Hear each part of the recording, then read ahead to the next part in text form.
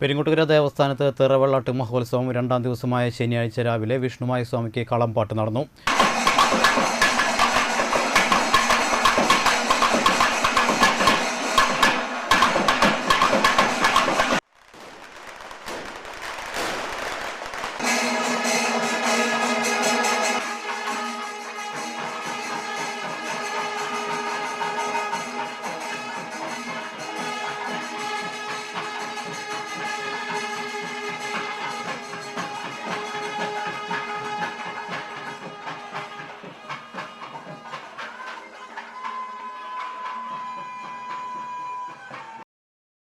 വൈകുന്നേരം ദീപാരാധനയും ശോഭു ആലത്തൂർ നയിച്ച തായമ്പകയും RLV ദിവ്യ, RLV രേഖ എന്നിവർ അവതരിപ്പിച്ച നൃത്തവിരുന്നും അരങ്ങേറി.